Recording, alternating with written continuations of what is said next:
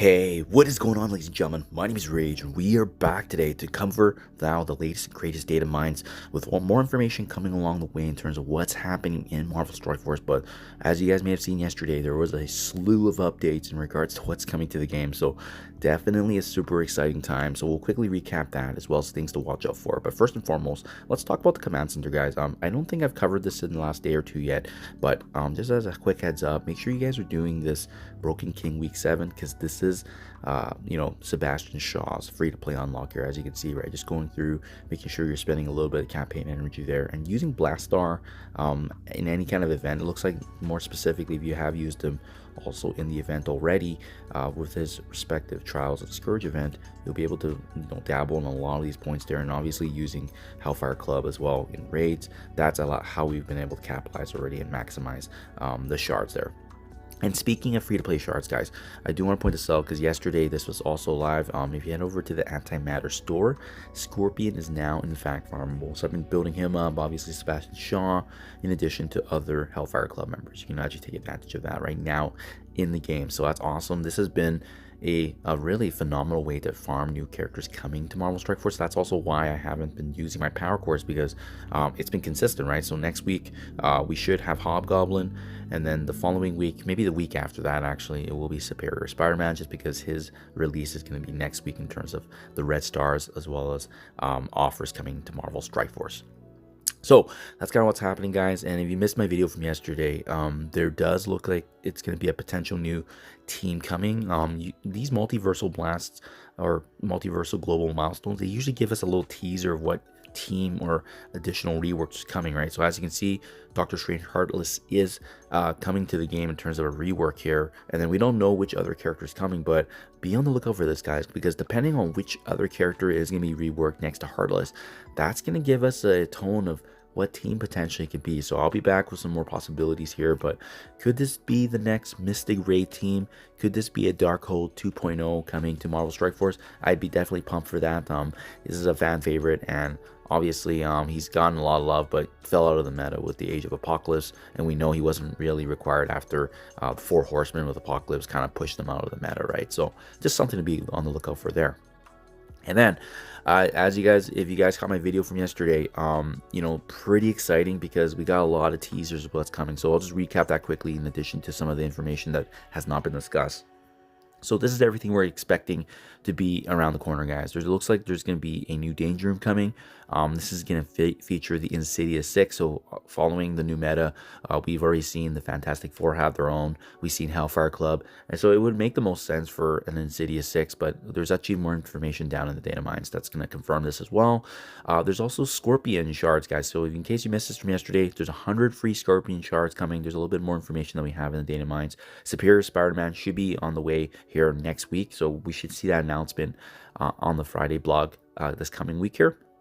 New Annihilation rate. So didn't talk about this yesterday, but I suspect this must be referring to maybe the Omega version of the Annihilation. As you know, we've only been doing the normal version, so if they release Omega, maybe they're done with revamping what's happening behind the scenes. That way there's going to be a higher level of rewards as well, so just be on the lookout for that. We got Superior Spider-Man Diamonds in his leaderboard, so that seems probably going to be early next week. They usually try to do these longer ones, like 6-7 days as the start of the week, so that's going to be exciting. The big news yesterday was obviously Blue Marvel, guys. The announcement here, we're just waiting for the announcement at this point. Blue Marvel for T3 ISO 8 level 5, which we speculate to be the next Dark Dimension 9. In this case, building Conqueror, Cosmic City, and Global Teams. So we're waiting for that confirmation, folks. Usually with the data mines, there could be a little bit of deviation from what's kind of placed in there, but it's been bang on almost, guys. So definitely excited. I'm just waiting for other content creators, the envoys in Marvel Strike Force to officially make that announcement, because that's a pretty big news. And we know we've been waiting. We've been longing for another next big chase here. So this is definitely something I can see for sure happening. Okay, Broken King Week 8. So this is not obviously for featuring the Scorpion Shards here event. So this is what I kind of touched on earlier with the hints, but this is actually respectively his free-to-play. So very similar to what we're seeing what's going on with Sebastian Shaw here. So log in every day to earn 100 Scorpion Shards, Antimatter more. There's probably going to be some more metrics to get some more points there. But yeah, just there's not a lot of information right there. We have Zombie Scarlet Witch coming back in the way of a strike pass. So she's going to be in Season Pass 95, guys. But just a quick reminder here, remember, the Zombie Kestrel already won the Undying vote. So we know for a fact Zombie Kestrel's coming, likely around that Halloween period, which we typically have seen with these Undying team members in terms of a release method. So just something to watch out for there. We have, again, that new Danger Room coming. So because this information is getting added now into the game, I suspect it's probably going to be next week as well. So next week would be some sort of leaderboard potentially with Superior Spider-Man's release, some new Danger Room. Maybe we'll get the official announcement of Dark Dimension 9. That's kind of what I'm foreseeing here. Heck, or maybe we even get all this in the Friday block, but we'll see in the due time here, guys. But you can see with these Danger Rooms, usually they add a lot of store offers to the actual data mine file. So that's why we see here a lot of references to this Insidious 6. And I suspect that obviously Sinister 6 we're going to get some benefits as well. So if you have like characters like Doc Ock, Green Goblin Classic, I think they're going to be getting some value as well here, just so that way they can actually be able to contribute to this Danger Room. And as you know, with these Danger Rooms, there's not usually one set team that you can do this with. I wonder, do we still have the current one? No. But even with this one, Hellfire Club, right?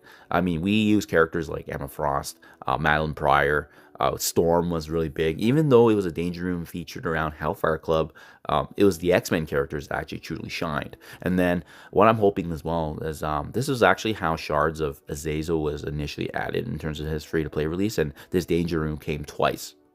So what I suspect maybe is then maybe that's going to be the way that Hobgoblin gets available. Maybe that's how they funnel shards of him.